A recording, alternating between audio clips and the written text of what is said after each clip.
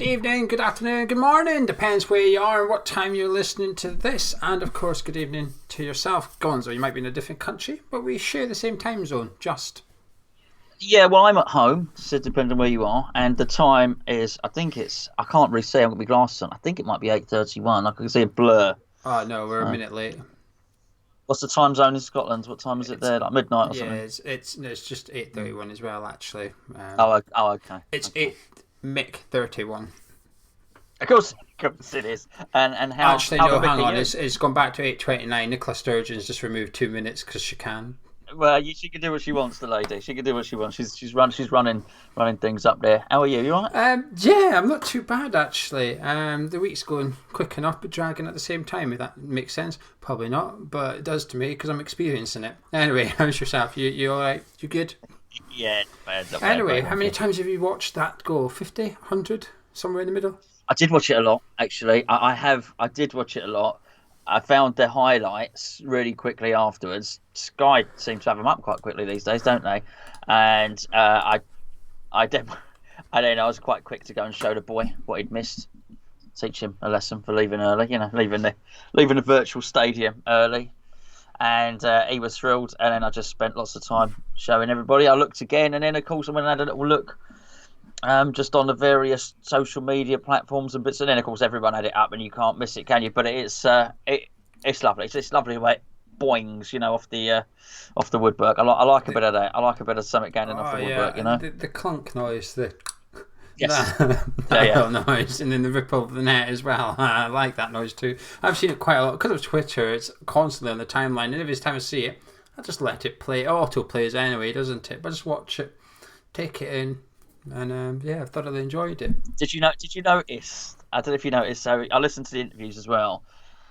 Particularly after something like that, I'm not a mad one for listening to all the interviews, but so I'd listened to Moyes' interview on Sky, and then I listened to it on Match of the Day. Obviously, I watched the game on Match of the Day. I'm sure everyone watched as much as they could, as you say about the goal. Do you know he did the same joke twice? He did the joke about the sliding on the Yeah. knees, and obviously the first interview is going to be Sky because they have the rights. So yeah, I've been practicing, and he said the little bit about Nobby Styles. I think in one of them, he said, of course, certain managers would slide on their knees. Like, okay, yeah, nice one. Then later on, he obviously records the BBC Match of the Day interview afterwards. He said, yeah, like certain managers slide on their knees. Well, all right, Dave, don't push it, don't labour the point. He's milking it. He's milking the draw, isn't he? He's milking it. But do you know something? Good on him. Good on everyone. Yeah, And yeah, the West Ham social media team on Twitter has been able to do more tweets in the last few days than they have in the last 3 months. Because normally it's just people just reply going, GSB out, get out of the club. So now I think they're actually enjoying the ability to push something out there and not just get a load of abuse back. Anyway, Gonzo, tonight I thought we could have a little transfer window review. Obviously, it's shut on Friday. The EFL one shut on Friday. Then we had the Spurs game quickly, so not really been able to discuss it as such. How do you think it went, roughly? Um, it was well. I think largely, by and large, it was a failure, and then a sort of mad scramble at the end to try and mask over what had gone wrong. And when I say the end, I do mean the Soufal. I think that was just a scramble, an unplanned scramble in many respects, because I think Ryan Frederick's injury, plus maybe Moyes thinking, well, maybe Johnson's not ready quite yet as well. So I think those two factors played into them hurriedly saying, "Wait, Thomas, do you know anyone that plays right back?" So I think they went and got Souček's mate for there. I think obviously the way that the centre half was the priority, and the way we didn't seem to be able to nail one of the three main targets, which seemed to, well, four actually seemed to be Tarkowski, Attaleta, the geezer that went to Leicester, Fofana.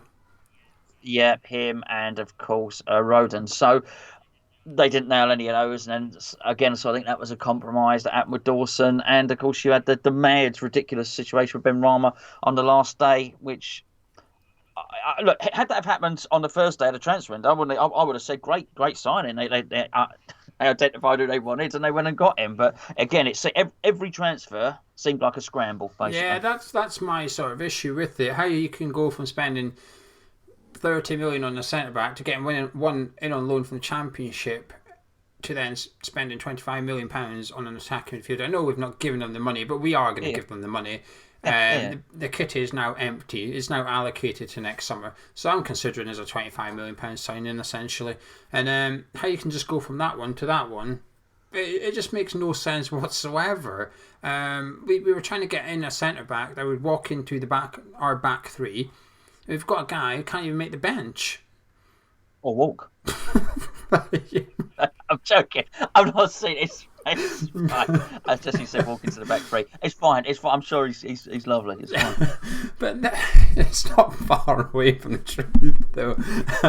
But I think Soufal's okay. I mean, he looks solid enough so far. I think long term, I think we might be a bit grateful for the Fredericks injury to spark us into action and getting him in, because I think if we had just Fredericks and Johnson today, I'd be a bit concerned, if you like, that we could come a point where both are out of form essentially, and we're having to play the sort of the worst of the less evils kind of thing. But overall, I don't think it's been good enough. I think we're a bit light in areas. I think centre midfield's scary. If Souček or Rice gets injured, I'm going to be concerned. I know we've got Noble and Snodgrass, but I think the role of the centre midfielder has changed, switching to this three at the back. We've gone from having a sitting midfielder and sort of two other midfielders in there as well. We've gone from two box-to-box players, which Rice and Souček can do very well. I'm not confident Noble or Snodgrass can do it anymore. Maybe they would have done in their prime years, but they're far from that now. We saw at Everton how bad it will be if they both play together in that role. I think sort of the left wing back role is a bit of a slight concern as well. Masuaku gets injured. What do we do? Do we disrupt the back three and put Creswell there, who we're not even sure will be good enough in a wing back situation? Yep. Or do we pull in Ben Johnson, who we've just deemed not good enough for the right back spot? And then I've just got a few concerns. I think we're one injury away from having a big problem, essentially. Yeah, I mean, I think what you said about the Noble and Snodgrass situation, particularly when you alluded to the fact that Souček and Rice were box to box, it's not just that they're box to box; they're box to box all game. So they're high energy; they don't stop. It's not beyond the realms of possibility at all that you will see Souček popping up in the 90th minute in the opposition box to head it. Also, not beyond the realms of possibility that you will see, if the game's not going well, Declan Rice dribbling up the pitch and finding himself at any place. His heat map must be a special thing to behold. I wouldn't frame it and hang it in my lounge, but I'm just saying it'd make interesting viewing. And whilst I do think that Snodgrass and Noble could do a bit of box to box, not for very long, they couldn't. And I do think it can sometimes be easy to be swayed by what you've seen. And I thought what Snodgrass did the other day was very clever in winning the free kick, and he obviously played a part in us getting a goal. That is a small part of the game, and certainly something, but that was an end of the game type dark art type skill. That was a bit of wasting time, get a free kick, whatever the case may be. It's very different to basically marching up and down the pitch all game. So yeah, I do agree that is a bit of a problem for us, mate. Certainly. Yeah, I think the Ogbonna one, I'm a bit worried about Ogbonna. I know we should have cover there with Craig Dawson and Diop essentially not starting.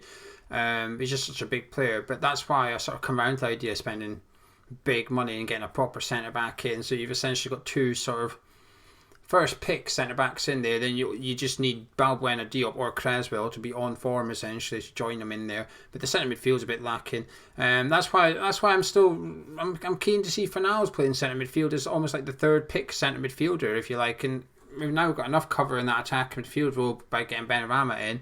I'm excited to see Benrahma, to be honest with you. The more Saturday comes round, I mean, we'll talk about this in the preview, but the more after the Spurs game, I thought, I would start Benrahma. I know who I would start. It wouldn't be Benrahma, but the more it gets to closer, you start to get a bit intrigued almost, don't you?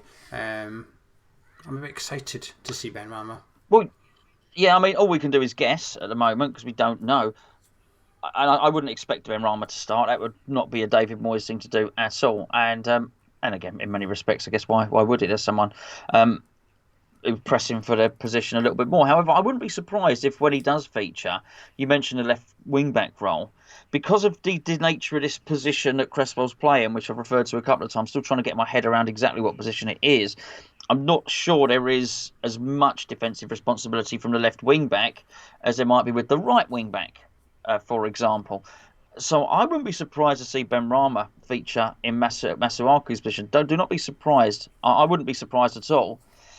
The obvious one is that he plays an attacking midfield or he plays left wing or something like that. But I would not. I would not be the most shocked person in the world if Masuaku came off the pitch and Benrahma came on. Put it that way. I would be a bit worried if he was to continue playing the same role Masuaku's playing, like a wing back essentially. I'm not sure I'm keen on that, to be honest with you. I think no, well, he's got no defensive qualities, but I'm just saying it wouldn't surprise me if it would happen. I can see it happening. Do you think he'll switch to 4 at the back in order to then play Benrahma in his natural position, and then because it depends how people see it. How do you see the current Bowen and Fornals? What do you see their current roles as? Because a lot of people see them as wingers. I really don't see them as wingers at all, to be honest with you. They're not wingers, but we're a funny bunch really because we all want to pigeonhole and label everything. It's us that seem to. Well, what is it? Is it 5 at the back? It's 3 at the back? Is it 4 at the back? Maybe, just maybe, there's no label for it. I can't imagine that's the case with Moyes, but I would imagine there have been managers in the past who are innovative enough. I'm not suggesting Moyes is one of them, by the way. That forget the labels. This is your position. This is your job, and maybe within the parameters of that job, which is Cresswell, you are staying mainly central, but you will drift out left when we're attacking. You will tuck in when we're defending. We want to label it as a centre half. Maybe it is just something different. Maybe the instruction is, Ogbonna, you will stay there, and Balbuena, you will stay next to him. You will move wide, but not as wide as Cresswell moves. So in which case, the Sefal role is different to the Masuaku role. I mean, it could be that we seem to want to have this symmetry where the left wing back does exactly the same as the right wing back. Maybe it's not. Maybe they're asked to do different things. And I certainly remember the case. It was when Coleman wasn't playing for Everton. You had Leighton Baines on the left, and there was someone Hibbard, Tony Hibbard. Now you're rolling back the years. Yeah. Tony Hibbard wouldn't do what Baines would do. Yet you would both say one was left back and one was right back. They were doing different roles. So I wouldn't be surprised if there's something like that going on there. In terms of the players that you alluded to, once again, we seem to want to label them with something. They're just sort of playing in a position. I would call Fornals. You almost have to go back a little bit. Even you think Tony Hibbard's going back, you might have to go even further back in time because maybe I would class Bowen as an inside right. A former position has not really been seen. Yeah, that's how I see it going forward. I think defensively, I think they turn into wingers because they've got to get back out and chase the fullbacks. Yeah. But going forward, I think they come quite far in field and try and make it like a slightly narrow front three, almost like what Liverpool are playing right now. You know, Salah and Mane, they're not out on the touchline all the time, are they? They're tucked in close to Firmino as much as possible. And that's how I've always seen, well, I say always, that's how I feel like we've been playing recently, which is also not too different to, in a way, how we played against Southampton. Do you know the game we were actually at? We had a similar... I don't know. I can't remember. It was a long time ago, wasn't it? It was at the end of February, I think. That was the last match we were at as well. But we sort of had tweaked it a little bit there, although I think we played 4 at the back that game. Going forward, it was all a little bit like we had a shape defensively. When we went forward, everything just moved, everything merged.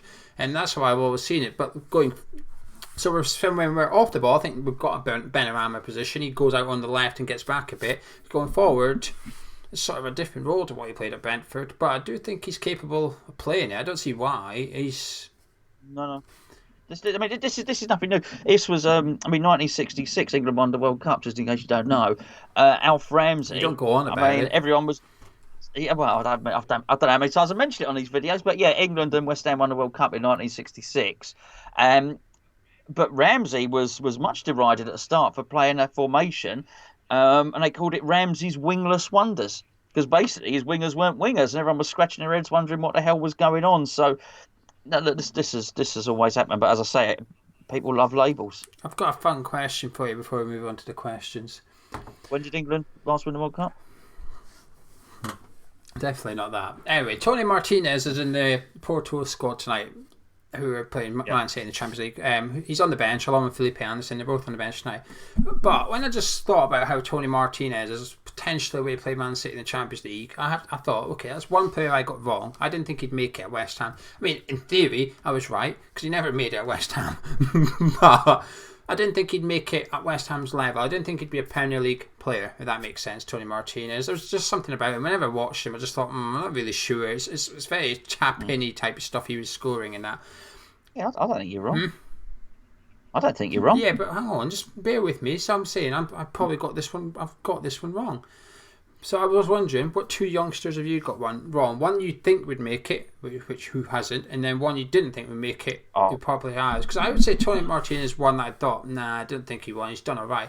And I'd say the one I thought would make it that hasn't. There's a few, but my main one's probably Marcus Brown. I really thought he was going to be like starting for West Ham in the Premier League.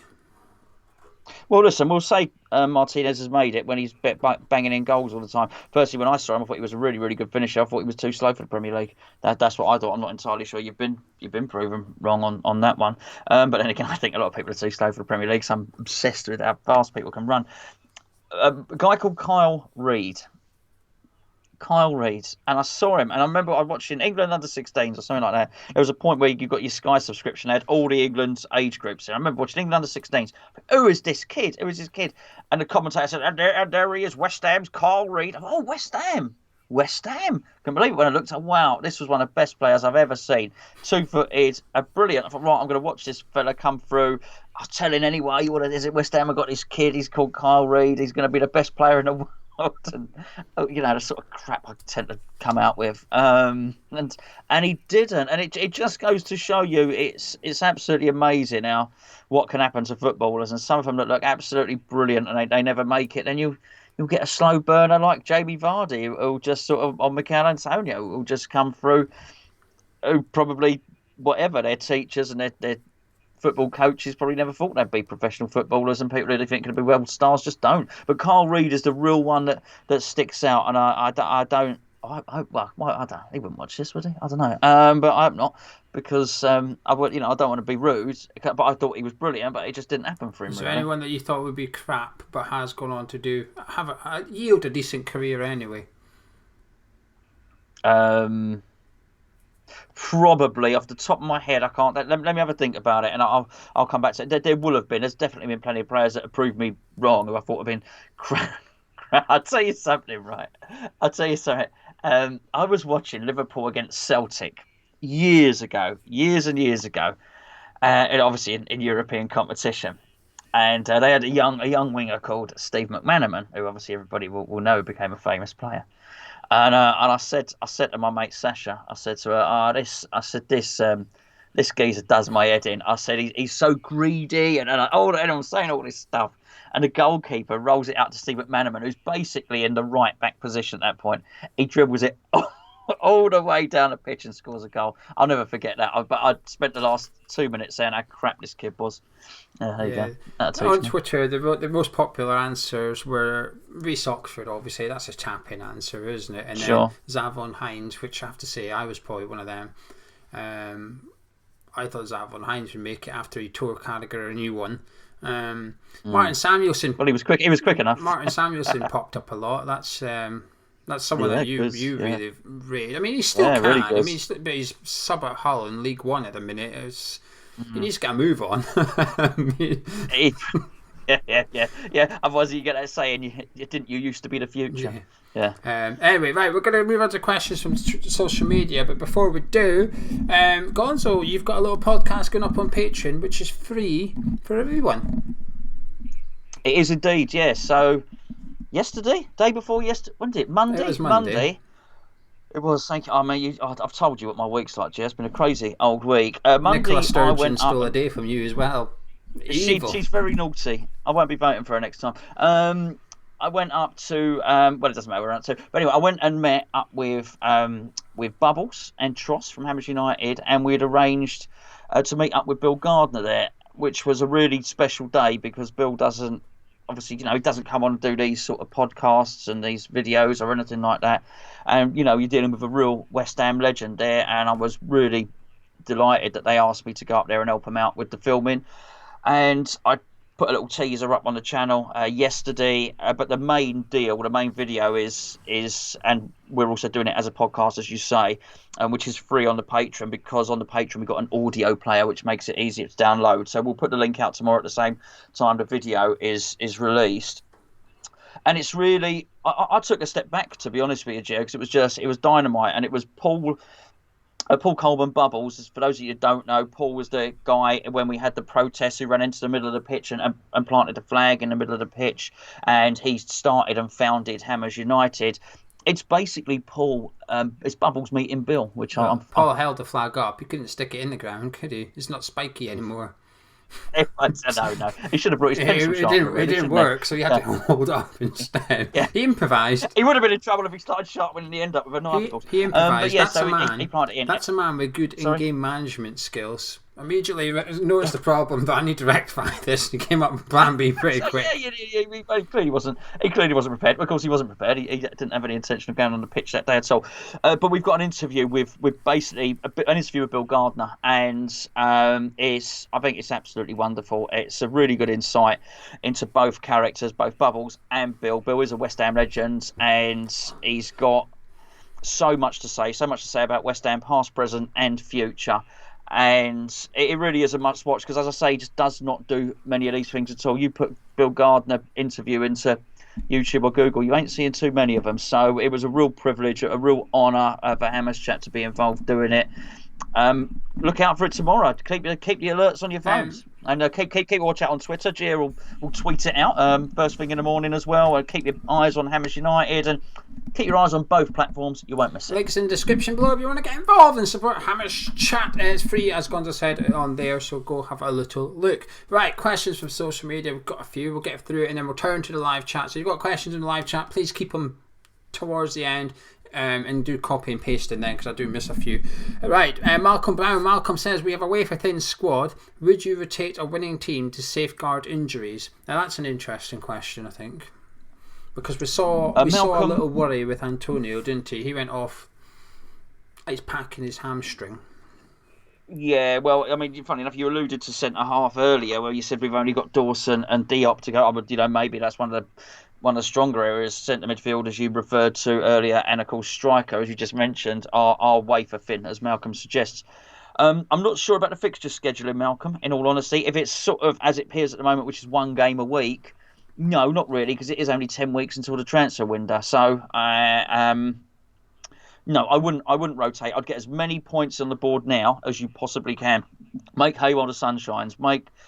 Take as many points as you can while the team is playing well. If you get an injury, deal with it. But as long as the players have got a week's break, which I think they have, then that's enough for physio and training and ice baths or whatever they do. You can tell I don't know anything about it. A bit of deep heat or whatever they do. Yeah, if it starts to get 2 games a week, then clearly there's a decision to be made. But I'm not sure what the advantage is for them playing every other week than every week. I'd sort of leave it as it is and try and get the points. Yeah, I wouldn't worry about injuries. I'd maybe rotate for form or adapting your team to play a particular team and stuff, but I wouldn't take sort of potential injuries into consideration. Like you said, there's plenty of time between now and the window, and it'd be nice to go into January sort of looking safe in the Premier League, if you like, and then that way it changes your whole transfer strategy, really, if you're sitting in mid-table and you're looking pretty comfortable. Dave writes, on a scale of 1 to 10, how hard did you laugh when Lanzini scored, and why was it a 10? Oh, Dave's told us the answer. Dave, I don't think I laughed. I screamed and shouted. I laughed at Harry Kane's second goal, though. When it was 3-0, I did just giggle at that. I thought, well, I'll tell you why I laughed at Harry Kane in just a minute. But I was shouting and swearing and punching the roof of the shed, which I probably shouldn't do, bearing in mind I don't want it to leak. So, yeah, but I don't think I was laughing. I did laugh at Harry Kane when Harry Kane complained about a foul. He basically looked round at Cresswell, backed it, and he does this, Kane, backed in, looked around again, backed in some more, and then went, oh, and fell over, right? I did laugh at that because of I give over. And I've spent the last week saying nothing but nice things about Harry Kane. I really rate him, but come on. Sort it out. Yeah, I screamed when Lanzini's goal hit the net, but I did laugh when Kane made it 3-0. I mean, bearing in mind it was 16 minutes in as well, I did just sit there just thinking, what the hell is this? Dilton says, hi Geo Gonzo, do you have an opinion about Yarmolenko, who, as well as Lanzini, made an outstanding contribution to the Spurs game? He's trapped back and put off what could have been 4-2 to Spurs. Is this a fair point? As well as a clever move involving Soufal. It is Dilton. The funny thing is, Dilton, in one of the videos, in the build, one of the ones we did on myself and Geo did on match day, I said we sort of we sort of seem to be lacking a player who can look the other way like Thiago when passing. I remember I Yeah, said that. it was last And actually, week. It was. I don't know if it was a pitching one or what. and it's one of those ones where you look that way, and all the other opposition, and they actually pass it that way. And I said we're lacking somebody to do that, and Yarmolenko did it, He must didn't watch the videos. he? Well, of course he does, naturally. What else he do? Netflix? Who wants it? Yeah, so I do. They're definitely Dilton. You're absolutely right. I'm pleased to see it because I remember sitting saying I'd like to see Yarmolenko start. He started against Arsenal and then let a runner go behind him. And I was like, no. And then there was a couple of people rightfully poking my ribs in the comments going, you're not going to mention that Yarmolenko tracking back. But he doesn't like doing it. I don't think he likes doing it. So it was refreshing to see him do something which he doesn't particularly enjoy. And when you watch it back, he runs the whole half. He's chasing Harry Kane initially, and then the ball gets passed, and he continues just chasing and stuff. And he's probably risking giving away a penalty there, actually. I didn't know it was him at the time. Yeah, it was. He probably pushed him as well. No, I've seen it since, but at the time, I didn't know that was Yarmolenko. I don't know what I thought I was watching, but I didn't think it was Yarmolenko at the time. Because he's not normally back there, is he? Absolutely. It's one of our tall blokes. Yeah, so, but yeah, it was a good contribution. Dan Thorne, Dan says, how do you take your tea?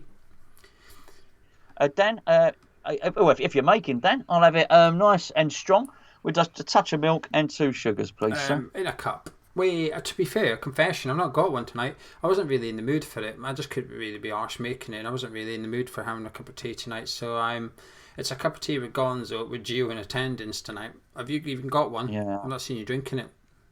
I've got a cup of tea now. I may say Tross makes a nice cup of tea. He was making the teas the other day, actually. Very nice, yeah. Go sip it. No, I can't because there's hardly anything. I don't know if you can see. There's nothing in there. And what is in there has been in there for 15 minutes. It'll be cold. I think it's been in there for a day. I think that's yesterday's cup. I can't believe I just done that. Oh, it's a white shirt. Oh, no. Oh, come on. I'm going to have to get another one from China now. What an idiot. Oh, that's another £7 down the drain. Well, I mean, in the mug of tea for the pitch, and we're talking about aromatic Chinese duck porn, and now we've got Gonzo gargling on the cup of tea. Yeah, frisky, charismatic duck. I have the same as Gonzo minus the sugar. Don't like sugar. I have a real man's cup of tea. Hold on a second. You don't like sugar? You eat that tablet, that Scottish thing. I don't like sugar in my cup of tea. I just assumed you would have known what I was on about. Well, I'm just saying, whatever. You clearly do like sugar. You've got a very sweet tooth, thank you, sir. And Maltesers. Deep fried Mars bars, yeah, all of it. Yes, please. I do like Maltesers, yeah. I'm telling you, you like Maltesers. Confirmed. There you go. I didn't even know. Look at Confirmed. Adam Brown, who was on Top West Ham a couple of weeks ago, for context, Adam says, how many goals and assists do you think Benrahma will end up with this season? I will go with 3 goals and 4 assists. I think you've been quite low there, actually. I'll say 5 of each. I think. What's this? I'm pretty low. It's like you've gone 20 of each. Yours is hardly. What's yours? 2 more than mine? Yeah, but it's a lot. It's a significant amount. That could be worth an extra 4 points. Oh, well, I just don't think he's going to play that much. That would be my hunch, Adam. So yeah, but I like him. I like the player. Looks really skillful. He's very direct. This is what I'm looking forward to. Actually, like Lanzini's goal makes you think. We don't have enough. Yarmolenko does it, but we don't have anyone else that really shoots from outside the box. Rice is a bit wild sometimes, but Masuaku, Fornals, they're all capable of hitting it. They just don't. Lanzini. Yeah, but he does, but Benrahma will shoot constantly. I mean, it'll be a bit frustrating at times. I think he'll be a bit wasteful perhaps and shoot when he shouldn't, but it's good to see someone willing to have a pop. And he also says, table prediction now after recent good team performances. For us, who asked that? Yeah, Adam again. He said 2. Double questions for Adam there, I notice. I think 11th. I'll say 12. I think I'll go 12. Andy Walsh, is it still hashtag GSB out, or due to recent form has that eased? Hashtag GSB out. It's funny actually, Andy. Hello, mate. I hope you're well. I was talking about this on Monday for our thing, and I said to the boys, someone asked me the other day, and I said because I said that Sullivan had done. I thought had done well. I thought this loan signing was the wise signing, right? So I said, actually, I think that was good. Try before you buy, and I think that was a good move. Bearing in mind, I said I blamed him for not getting the transfers wrapped up earlier, but bearing in mind, yes, he's found himself in a situation he didn't expect. I thought he did the right thing by getting a loan. Someone said, so are you GSB out or not? And I thought, well, look, I mean, do all the videos that we've done count for nothing? I mean, hours. How many hours I've poured into criticising the regime? I really don't know. I know Andy's not asking that, but I just thought, wow, it's amazing. Look, I don't need to tag it as GSB out. I think the owners are inept and I want them gone. And just because I don't hashtag something GSB out every time I write something or I haven't got it in my Twitter handle or whatever doesn't mean anything. I think they're incompetent. I think they're useless. I want them gone. I've had enough, and it's as simple as that. That really, I can't be any clearer than that. Whilst I do not have I only have a tea-stained white Mickey Mouse T-shirt. I don't have a GSB out one, but I do. My thoughts remain the same, Andy, mate. They got to go. Yeah, I agree, but I think bear in mind the GSB out thing it's an opinion. It depends how you want to describe it. It's a feeling, it's an emotion or whatever. But it is also, part of it is also like a social media campaign, if you like. I do think it's important that sometimes when you have a moment like Lanzini's, actually just enjoy it. Just enjoy the good moment. 100%. Put the GSB out thing to one side. Don't forget about it. It doesn't mean it's stopped, but just put it to one side. Enjoy the positivity. Enjoy the feel good. And then, once that wave's over and done with, if you like, you pick it up again and you go again. I mean, I'll be honest. I was, before the Spurs game, I was thinking of doing a video on Monday or Tuesday about the transfer window, and I thought it was a bit negative because I'm not overly happy with it. I'm not overly impressed with it. But after the Lanzini goal, there's a time and a place for it. And I thought, well, it's not Monday anymore. It's not Tuesday anymore. Because it's good. Everyone's feeling good. I'm feeling good. I want to enjoy it as well and not just get it back into this moany mood. So I thought I'd leave it for Wednesday. You're right. But, what I would just say that I think you make a really good point. It is important that you do believe yourself that just because you've enjoyed a goal, you're not betraying your own beliefs. It's support the team, not the regime. That's it. You can support the team. I'm really pleased with what David Moyes is doing at the moment. I really do. But that's from within the parameters of the other beliefs that I have, because everything is not black and white in life. It really, really isn't. You can think that they're not doing a very good transfer strategy. That can be true, but also, even if they're doing a good transfer strategy, you might still see a player come in that you quite like. Yeah. Both things can be true. It's not black and white, and you're absolutely right. Don't let your hatred for the owners spoil your love for the club. Just keep your love for the club and make that be your driving factor. The things aren't mutually exclusive either. Just because you're enjoying the Lanzini goal doesn't mean you now like David Sullivan. Just because you think we signed a good player doesn't mean. I got it with the Craig Dawson thing. I never got it. I've seen other people saying it about other people, and I stayed away from it because I knew that there's some things on social media you just know not to say because it's not going to go down well. Yeah. And when Craig Dawson signing, or was on the verge of signing, we knew he was signing. We were just waiting for the announcement. And I've seen a lot of people saying, "Why, Wells, stop slagging off Craig Dawson, get behind the player." But I hardly saw anyone slagging off Craig Dawson. I've seen more people slagging off Craig Dawson than I did slagging off. But I just thought, but you can be disappointed in the transfer. You can think the player's not good enough. It doesn't mean you're going to boo him. It doesn't mean you're going to tell him he's crap. Like, I don't think Craig Dawson's good enough for West Ham. I'm not happy with Craig Dawson being here. I'm aware it's only a loan, but the fact is, when we sign players, I think you should be signing players to go into the first 11, then the guy in the first 11 goes to the bench. Ideally, we've signed a guy who can't even get on the bench.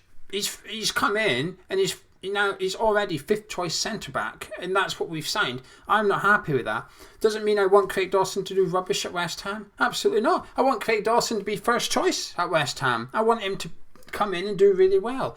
But there seems to be some sort of impression that the things are mutually exclusive. You don't think he's good enough, it means you want him to do rubbish. Well, it's not the case. You can still support the player, just think the transfer is rubbish. Anyway, shall we move on? Yeah. John Williams, in Thailand, I pay £8 a month for everything. Hold on, John. We don't want to know what you pay £8 a month for in Thailand. That T-shirt that you've got friend. On. Yeah, go on and tell us. Every game live and more. I don't know, and more is for yourself, John. Every game live would do. What more, John? What more? Every game live would have just been fine. Don't you think you lot in the UK have been ripped off long enough? By the sounds of it, definitely. I'm not getting that. Yeah. It's a lot more. That's for it's sure. A lot more than £8. Yeah, it was a lot more than £8 when you last went. Absolutely. Oh dear. Sorry. Oh dear, I'm thinking all sorts of things. John, it's a tremendous broadcasting deal that you've got, and yeah, we're certainly ripped off. What I would say is, I think before I got annoyed, I do remember one of my last Sky TV bills, and it was the broadband and the telephone. So it was things there, and the telephone was like 110 quid or 120 quid or something like that for the month. And I looked at it and I thought, well, over the course of the year, what's that, 1,400 quid or whatever it was? It's such an awful lot of money. So I do. So two things, John. Number one, yes, I do think we're getting wrapped off. But number two, I also think it gets to the point where you think, do you know what, I'm going to cancel it, and that's what happens. I think the same with the $14.99 for the Premier League stuff. I think it gets so much, it's prohibitive. And actually, all the $14.99s they've lost, if they'd have just charged a £5, they would have actually yielded a lot more money. And people would have thought, £5, okay, I'll do that. I'll watch my team for a £5. It was short-sighted, and it shows how removed from reality they are. They don't know the value of money. Yeah, everyone's got 15 quid, they think. Well, actually, not everyone has. Yeah, I've got Sky and BT, and I pay about £50 a month each. One of them's a bit more. I don't know which one it is. It's about £110 a month for both of them. That's for BT. I've got this BT Sports in my broadband, and then Sky, I've got just Sky Sports and the entertainment package or whatever it is that you need to have Sky Sports. I don't mind paying it, in all honesty, because I watch so much football. I think it's good value for me. So if I was to divide it, £110, the internet, which I use all the time for Netflix and stuff, to do these kind of things, and then for your Thailand £8 stuff. I hope you've got super fibre, John. I'll say but because I watch so much football, I think it's good value. If it works out like £4 a day, I'm happy to pay that to watch the football. But now they're asking, and I've got a season ticket at West Ham, but when West Ham play in future, fortunately for us, our next two games are on TV, so it's included in my package. But the next game after that, which is Fulham, I think, I've got to pay 15 quid. Yeah, I pay for BT, I pay for Sky, I pay for a season ticket at West Ham, and West Ham are playing. I've got to pay £15. Not a chance. No, that's out of order. Not a chance is that happening. No, that is out of order. The club should have sorted that for season ticket holders. They should have said, there you go, you get to watch the games. It's the least they could do. The least. I just hope that they reverse it. As far as I'm aware, it's only until the end of October, then they're going to sort of review it and then plan something for November. I just hope that they reverse this, because the only people that are winning out of this is Newcastle United fans food bank, which I think was a fantastic cause. Good for them, good for Newcastle for taking a stand. Yeah, I mean, on that, because actually that may help all of us, because the Premier League might look at this and think, hold on, we've had no money from this at all. Good on them. I've seen a lot of journalists and stuff, high profile journalists actually siding with the fans on this one, so I do think they're sort of, they need to just give it up, to be honest. Right, there's a few questions about David Moyes. Shahir saying, is Moyes a lucky manager or is he a genius? Emily saying, are we now happy to stick with David Moyes? Tom Bull F1 says, what do you think of the main reasons that David Moyes hasn't won over all the fans yet? Seems that we're just one bad performance away from him receiving pelters. There's quite a lot of questions over Twitter and YouTube about David Moyes. Okay, I think just on. Sorry, what was Shahir's? Is he lucky or is he a genius? I'm not sure. Just a general thing on David Moyes. Yeah, I'm not sure it's as either. Again, Shahir, I think we can look for labels. Possibly neither. Perhaps just an organised manager. But nothing flamboyant. Maybe there's no genius there, but maybe there's no luck. Maybe just plans his week out and plans his training schedule, looks at the coaches he wants to bring in, and has a style of play and an idea in mind. As I say, that don't necessarily make him Pep Guardiola, but I do think Moyes is the ideal manager for West Ham at the moment under the current ownership. I really do. I think I think his tutelage and his schooling at Everton, where they had no money. Granted, I think he had a better chairman in Bill Kenwright, but they still had no money. And I think the way he does that, I think, is really suits the West Ham fans. He doesn't carry West Ham the club. I also think he doesn't carry himself with the arrogance of Sam Allardyce. I had a couple of people rally against this. I said it the other day in a video, but you've got to remember Sam Allardyce. It's not just cutting the ear to the fans. It's when Sam Allardyce saying, when he was manager of West Ham, how do you remember Bobby Moore? Oh, I always remember Bobby Moore as a Fulham player. He knew what he was doing. He knew what he was saying there. Moyes has got more class than that. So I think Moyes is. I like him. I like what he does. In terms of what Tom was saying, that he's only one defeat away from getting pelters yet, but I do think that is indicative of. I don't even think that's West Ham. I don't even think it's football. I think that is just now, and that's the modern day. I think anyone doing anything is one thing away from getting pelters. I think he always used to say in football, boxing, sorry, you're only as good as your last fight, and that was boxing. But I also think now, just almost in life, you're only as good as your last tweet, or you're only as good as whatever. And I think you can have a body of evidence supporting something that you've loved for ages. And I gave an example then. I have done 10, 20 anti-board videos, and I say one comment that I think that actually the guy in the owner might have got something right, and all of that old stuff is discounted. That doesn't matter. Oh no, what you just said was he made a good loan signing. So you like the owners now, and I don't just mean that about me. I just think there's so little, and I think what Moyes has done in many respects in terms of keeping us up twice. And having a good start to the season or whatever, or a fair start to the season, it won't count for anything. I think if you've got it in your mind that you don't like him, you'll wait for that confirmation bias. If you've made up your mind you don't like him, you'll wait for that thing that you're expecting to see and go, yeah, there it is. I think there's a bit of that. I think I just think people have got to realise that maybe he's not either. Maybe he's not brilliant and the answer to all our hopes and prayers. And maybe he's not the worst manager that's ever lived either. And maybe the truth is just somewhere in the middle. And at the moment, with the state the club's in, we just got to live with it. A wise man once told me, I've remembered this since he told me a decade ago, what's right isn't always what's best. He once told me that. I can't remember. It was something to do with someone's holiday hours, and he was basically telling them they weren't getting their holiday or something. And then he basically said, look, the right thing to do would be to let them have the holiday. But it's not the best thing. The best thing is I need them here that week, sort of thing. And I've always remembered it. And I think I'm going to apply that to David Moyes. He's won me over a little bit, but I'm on the fence with him. I'm certainly not hashtag Moyes in or hashtag Moyes out, if there was such a thing. You got to have a hashtag. Come on, you got to be one. I'm just hashtag GSB out 24/7. Even when Lanzini scores a belter, I don't care about that. But I think he's the right manager for David. I think he's the right manager for West Ham. I think he's the right manager for this board. But I think that says more about the board than it does about David Moyes. I don't think he's the best manager for taking the club forward, to be honest with you. Do I think he could take us into European football? Not particularly. I think there's two big flaws for me. One is his in-game management. He got the subs right against Tottenham, but I do think there was an element of luck in that. I do think there was an element of just you said it in the review or the player ratings video, do you think he took Antonio off because the game was over? So he just thought, I'll just take my best player off. I said I'll give him the benefit of the doubt because I don't think Antonio was having a good game. I think Moyes was, harp at us, you sort of going on the negative side of Moyes and me actually defending him. But yeah. I'm willing to give him the benefit of the doubt. But I do think there is a bit of luck in those subs. I'm willing to say he got it right. We move on to the next game. Am I confident he will do the same again in the next game? No. I think the next game, whatever it is, where we need a substitution, I think we will be sitting, we'll all be screaming at the screen, going, will you please just make a sub? The other thing is the transfer window. I think he's got off with quite a lot, actually, David Moyes, because people hate Sullivan so much. I think he's partly to blame. I think it's been well.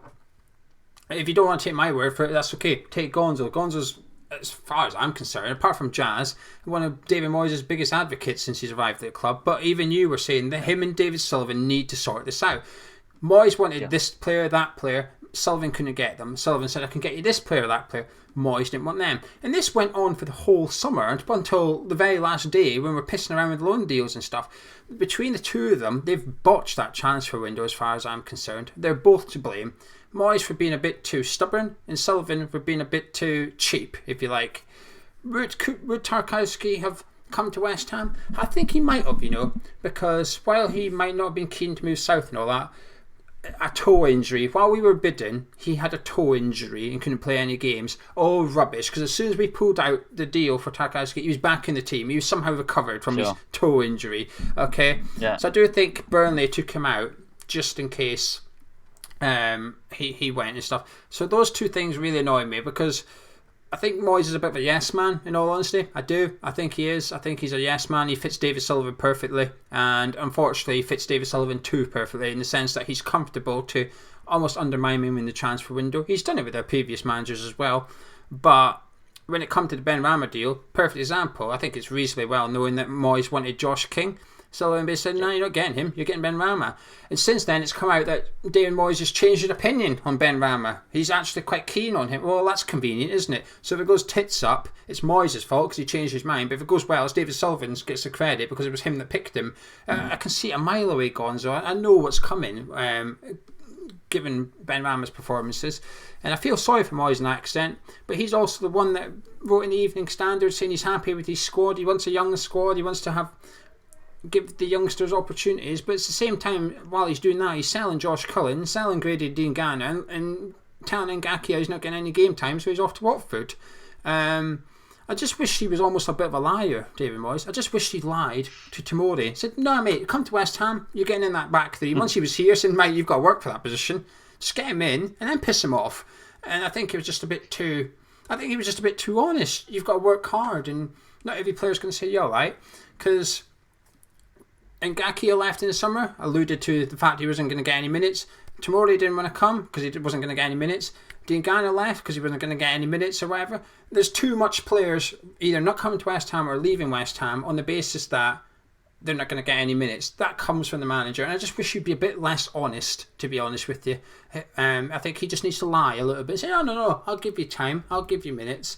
Anyway, but he's winning me round. I'm happy with the football we played. I think we played fantastically against Leicester and Wolves. Got off with that a little bit against Spurs. But you know what? When you play bad and you get a point, you're doing something right.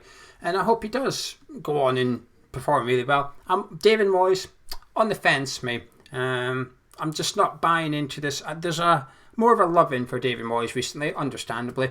I'm not buying into it just yet. Well, see, I'll allow myself it because I started it last season. Yeah, you did.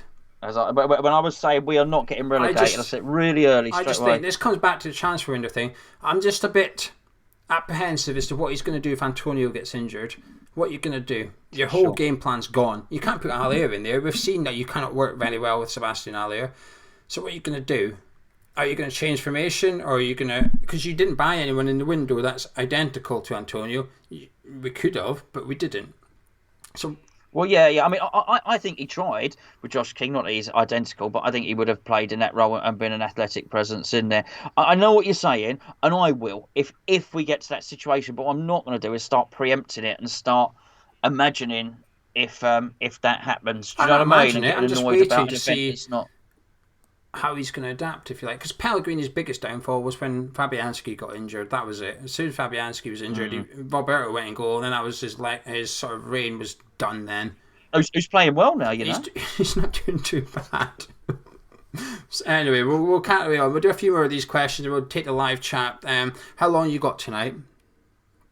I ain't got too long. I can't even see. I'll pick a random one. Right, live chat. What's the time? Tell me what the time is. Yeah, it gives 15 minutes. Live chat, get your questions in. I'll take one more from the pre-show ones, and we'll do another video later in the week if we have to with the rest. For Shazy, what's your favourite meat in a burger? Rank 1 to 6. Lamb, beef, chicken, fish, pork, and turkey. Fish? Yeah, fish in a burger, Flo. I don't think I've.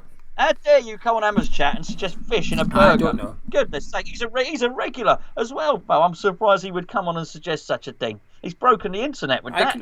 fish. I can only say beef number 1, chicken number 2. Then it's sort of like nothing really. I don't really want a lamb burger. Lamb in a pita bread or something, right? I don't know. A bit of lamb in a pita bread on a skewer. Don't know. A lamb kebab, I like a burger, surely. but yeah, I'm going with that. Beef burger first, chicken burger second. that's it. Look, I guess pork, but a pork would be in a roll with like some stuffing and some apple sauce or something. But no, come along now. Let's be civilised at least for the rest of the video. It's all a bit silly. Fish in a burger. Evident Dave said Yarmo Benrahma could be converted to forwards. I think that's in reference to my Antonio injury. Sure. Jack J Hammer's defending Fo a little bit and says, hang on, fish finger sandwich you can't deny is good. Well, I can deny it's good. Who said Fish that? finger sandwich is good. Hold on. Who said that? Jack J Hammer. Jack J Hammer. No. I do deny a fish finger sandwich is good. I've never had a fish finger sandwich. I don't want a fish finger You've never had a sandwich. fish finger sandwich? You've never had a banana. You just paid £8 for fish fingers. What? It's just a joke about Tom. Up for John. Sorry. Yeah. No. Mine was 110 quid. No, fish finger sandwiches are good. But this weekend, if you can't be arsed cooking or something, I've got better things to do this weekend than sit around and make a fish finger sandwich. I can it's tell good you. for the kids. My weekend is going very poorly. If on Monday you say, "Do you have a nice weekend?" I say, "Yeah." I'll tell you what I did this weekend. I made myself a fish finger sandwich. It ain't happening. You need to get down and get your bird's eye fish fingers, get them on the grill, a bit of buttered bread. We don't have bird's eye fish fingers. We have a omega-3 15 in a pack for about £1 from a Lidl. Anyway, we've got Alfie Jackson's. That's fine. I don't eat. Alfie Jackson is talking about Sebastian Haller. I mean, this is a good question because that's obviously he wasn't in the squad against Spurs. Everyone thought he'd been left out. He had a slight injury, but it's obviously perked up the whole debate thing again about Haller under Moyes. And he says, what does Sebastian Haller need to do to get into the starting 11? He had a brilliant pre-season, came on against Wolves, got a goal. Has David Moyes got something against him? Well, I don't think he's got anything against him. It's not David Moyes' pick. David Moyes probably looking, thinking, crikey, he spent 45 million for that bloke. David Moyes doesn't want to play in that system. He's going to. So what can Sebastian Haller do? Nothing at the moment, because what we'd have to do was all those things that you said, the scoring in the cups and coming on and scoring a header, and Moyes' team to be losing.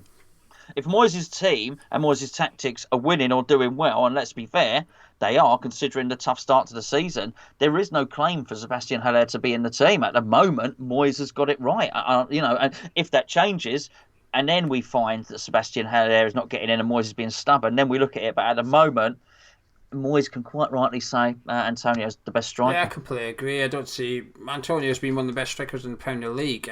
He's one of the first names on the team sheet for West Ham.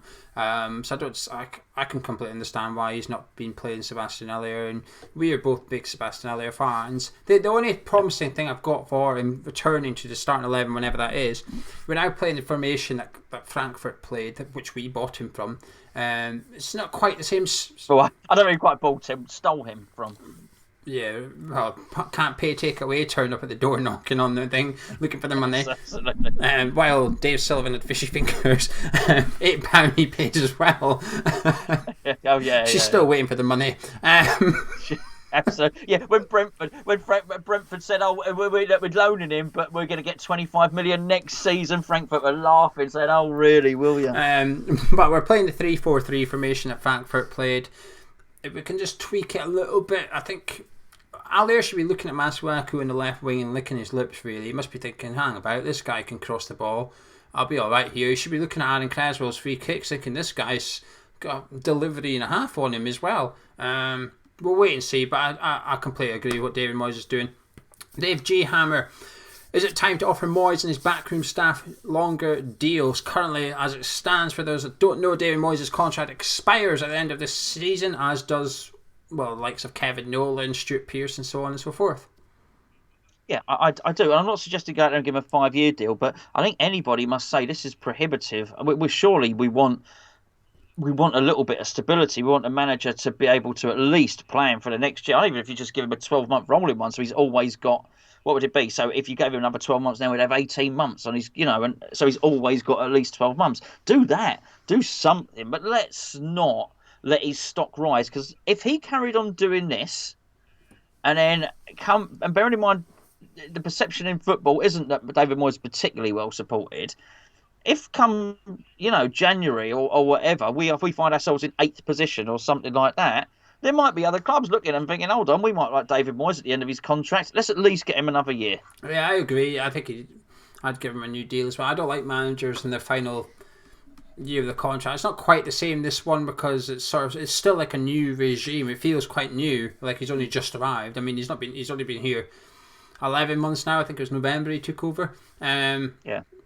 But I think a lot of that's been dead time though, Geo, which is why it feels it still feels like he's a new manager to me. So I hate it. That's just why. Listen, can I prove it? No, but I don't.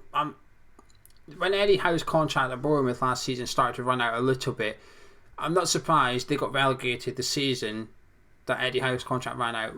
Does it impact the player's motivation? Because at the end of the day, he's not going to be there anymore. I think there is something in it. I do think there is something in it. And if come the end of the season, would the players stop playing for David Moyes? I think some would. We've seen it under Pellegrini. We've seen it under Bilic. Why would it be any different for David Moyes? I think for the players are currently playing for them clearly, but in order to keep that high performance, that high motivation in the players, I think you do need to put some sort of stability down, and that is by giving Moyes, Nolan, Pearce, Irvine a decent contract on the table. What that is, I don't know. I knew you speak about a monthly one. I'd give him more, believe it or not. I'm not his biggest fan. I didn't say monthly, no. But I'd give him, I don't know. Yeah, not a monthly one. Definitely not monthly. I'd give him I don't know, a 3-year contract or something. Not a long one, but something.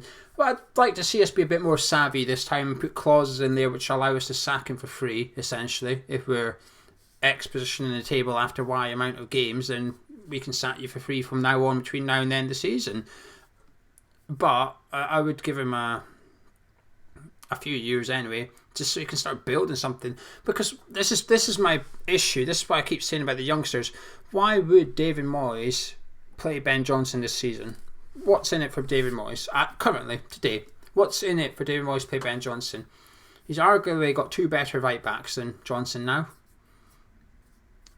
But if David Moyes is here for 3 years, you might look at Ben Johnson and think, actually, if I start playing you now, in 2 years, in my last year of my contract, you're going to be better than these 2 players. I'm going to start bedding you in.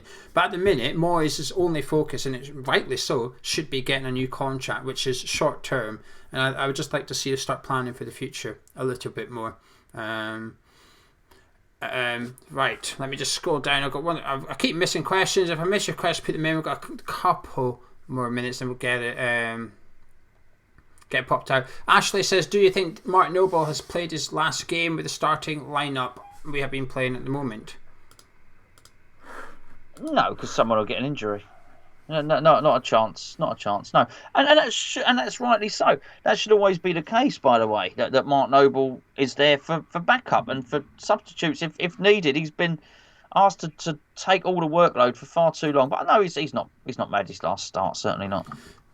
Nah, he's going to start plenty of games this season. How many? I don't know, 20 maybe. I still think he'll play a decent amount. I think he'll be Moyes' first sub when we are narrowly winning a game. And he looks at his bench. I think he thinks Mark Noble's the guy who want to get on there and just recycle possession. And I think it'd be a wise sub to do as well, actually. If there was 10 minutes to go and we're 2-1 up against Man City somehow, I think taking Bowen off and putting Noble on would be a wise move to do. Put him in the middle, clog up the middle of the park, and have someone that can win free kicks and knock the ball about. He's got a massive role at this football club, Mark Noble. I think. Yep. Last year of his contract, though, do you think this is his final year of playing football? Playing football, no, and I don't think it should be either. I don't know. I mean, that's going to be really, really tough. It's going to be interesting. The thing is, should they give him a pay-as-you-play or something with a little route into do his coaching badges? Yes, I think any club worth their class would do that. But then you've only got to look at how Ginger Pele was jettisoned to know that actually they've got no class to do that. In fact, I think the club should jettison all ideas of doing what they think would be the right thing to do. And I think actually they should be consulting the fans and really asking what they should do, because they get this thing wrong time and time again. I don't mean consulting the fans if he gets in the team. I just mean in terms of doing they really should have consulted the fans with Ginger Pele in terms of, how do you want us to say goodbye? He's been a bit. They just have no idea, not anything in them to make them, hold on, this guy's been a good servant. No realization that there's a connection between him and the fans. It's just crazy. Crazy. I've got a real feeling they're going to get it wrong, Gio. Whatever they do is going to be wrong. I think they could. I don't think they even need to ask the fans. There must be someone in the club that knows. I think they're just listening to the wrong people at the club. I think there's people using their degrees rather than using their connection with West Ham United, if you like. It's unfortunately, it's what you've learned at university trumps what you've learned supporting West Ham United, unfortunately. And I think if they... Well, I mean, here's the trouble, and we know because we've had a peek behind the curtain. In that sense, there's a lot of people working at West Ham that aren't West Ham fans. And that is, I mean, it should be, if I was running that club, it'd be the first thing I did in any job interview. Do you support West Ham? And I'm not saying everybody has to be, but I tell you what, it'd be a massive tick in the box if you were. I love it when I phone up that ticket office and I listen, and there's a West Ham fan on the end of the phone. I think it's really, really, really good. And I just wonder if you've got a load of people in there that are making decisions that aren't actually West Ham fans. Are they going to know? They're going to draw on their degree because that's their experience, because they haven't got any experience standing on the terraces. It's not just knowing though, is it? It's caring. Do you care enough? Do you care enough what all these West Ham... If you're putting on a presentation, for example, do you care what the presentation is, or do you just care about putting on a presentation? I mean, the shirt launch is a perfect example, the one we went to. Spencer Owen stood in at the last minute. It was supposed to be Mark Wright. Mark Wright was supposed to host it and pulled out for whatever reason. So Spencer Owen done it. That's fine. They're both West Ham fans. That's okay. Tick, tick. But then they had a stupid free rapper, then a stupid football freestyler come out. You thought, what's this got to do with anything? Someone put on a show rather than putting on a show for West Ham fans, and there's two different things. Yeah. I think if they'd done something for West Ham fans rather than just a general thing, it would have been a bit better. And I think I agree with Mark Noble. As for the thing, I don't think he retire, because it depends if fans are allowed back in the ground, in all honesty. I don't want Mark Noble's last game to be played in an empty stadium. Sure. It'd be the worst thing in the world. It would be. I would also keep him on the books for next season. The reality is we've got a small squad at the minute. We registered our squad yesterday with the Premier League. 25 players have gone in, and in that 25 we've got 4 goalkeepers. Nathan Trott's registered, as is Nathan Holland. 2 players we're probably not going to see this season in the Premier League.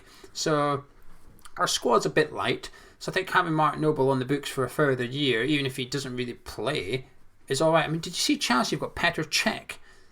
I did see on the news, yeah. So the point is, you can have 1 or 2 players in there that you don't really play. I think Mark Noble will be given that role, and then he gets to bow out on his own terms. Really, you decide when to go, and not the club. And I hope that happens. By the way, I do not want to see the club turn around at the end of the season and say, "Off you go." We're not renewing your contract. We don't think you've got it going forward. Goodbye. I think please just give him an extra, just a 1-year deal. Just give him that 1-year deal and keep him here and let him go when he's ready. A bit like Steven Gerrard did at Liverpool. Let the player decide when the time's up. Loyalty, not much left in football, but when there is some, let it work both ways, yeah. Because next time you complain about lack of loyalty from players like Marko Arnautovic, the fans will turn around and point at James Collins and say, well, actually, mate, where was your loyalty? You've got to give in both. Anyway, we'll start wrapping up there. Anything else you wish to add, Gonzo? Not I can think of, mate. Not I can think of at this early stage of the week. Or midweek. Last question was from Fo. If Fo's already had a question. He did. Hold on. Did Fo not do the fish burger? Yeah, it's not a food question. Well, it is actually a food question. It's a West Ham food question. He says, Geo Gonzo, will you eat a banana and some prawns if we finish in the top 10? No, not at all. Will you eat prawns if we finish in the top 10? Not at all. Me eating prawns will have no bearing on us finishing the top 10 or not. I think Fo's just trying to inject a bit of fun, that's all. Well, I wouldn't, because I'd be sick. That wouldn't be fun at all. That's fun for Fo. It's not fun. It's not fun. I'd rather I don't know, do something else. But I'm not eating. Pay £6. I want for the old stream. Take the risk. Absolutely. A few prawns on that, actually. No, I won't. Well, in that case, I won't indulge in any prawn. I think it's easier for Geo to eat a no, banana than it is for me no. to eat a prawn. If he's not doing it, I'm not doing it. I'm not suggesting you should. I'm just saying a prawn is more disgusting than How a do you banana. know? Have you never had a prawn? I can tell. It's just You wrong, can isn't tell. it? Look, and they're all like little and crustacean like nasty. You've just Nasty Nah, creatures. it Nasty doesn't work vicious. like that. Poisonous. I'm only doing it if he does it. He says do it, so I'm just going to pass the buck. I'm going to do David Sullivan. There's the bus, Gonzo. And anyway, it's not even. But let's be fair. Let's dream high, eh? Let's dream high. I am more than happy to do a fun forfeit of some description, but not for flaming top 10. I mean, crikey. I'm going to pack a digestive biscuits and we finish top 10. There's no we did the patrons video, and they asked us if we would do it if we won a cup, which we agreed to. Do what? Prawns and a banana. I didn't agree to prawn. I wouldn't agree to prawns. You didn't. I agreed to the banana. I'm just trying to drag you in and get you to agree to it here. I know I wouldn't. But we're not going to win a cup. But at least that's quite a... It's a risk-free for me because we're not winning a cup.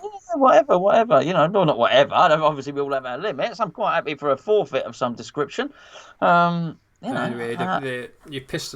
We did it for charity. We did it. I dressed up as a Peaky Blinder and gave a speech in Brummie, didn't I? For goodness' sake. Well, you attempted to give a speech in Brummie. I did give a speech in Brummie. I can tell you Anyway, that. right, we're going to disappear. If you enjoyed this cup of tea, please drop a like on it. Subscribe if you're new to the channel. Tomorrow, like Gonzo said, big video with Bubbles and Bill Garner going up on the other channel. Links in description. Also going up as a podcast on Patreon, which is free for everyone. You do not have to be a patron to access it. Patreon.com/Hammers Chat. You can download it as a podcast because it's quite a long video. So you can download it as a podcast and listen to it rather than watch it on YouTube. And myself and Gonzo will be back tomorrow evening, Thursday night, with the preview of the Manchester City game. So you're thinking, why have they not been discussing who's going to get dropped for Benrahma? It's because I'm saving it for the preview, aren't I? I'll see you then, Gonzo. I'll see you tomorrow night. You certainly will. See you tomorrow night.